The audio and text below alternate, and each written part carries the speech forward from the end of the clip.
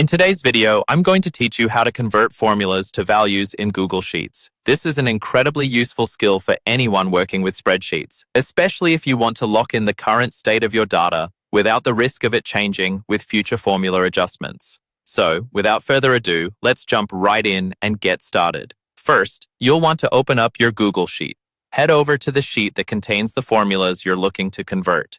If you don't already have a Google Sheet open, you can navigate to Google Sheets in your browser or find your desired document in your Google Drive. Once you're in the right document, we're ready to move on. Next, you'll need to identify and highlight the cell range containing the formulas you want to convert. In our case, let's say these are in the range from E1 to E5. Click and drag your cursor from E1 down to E5 to select these cells.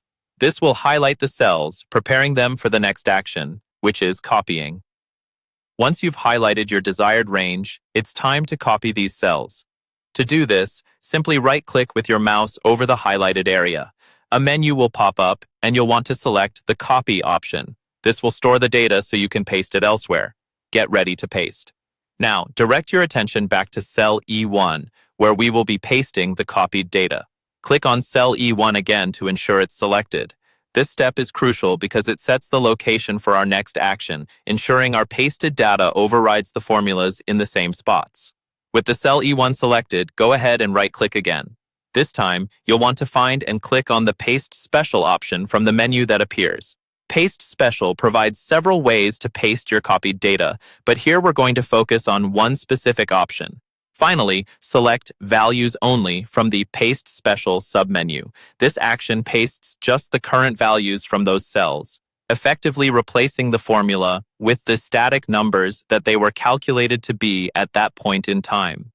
This is particularly useful if you want to preserve these specific data points, irrespective of any subsequent changes to your surrounding data or formulas. And that's it. You've successfully converted formulas to values in your Google Sheet.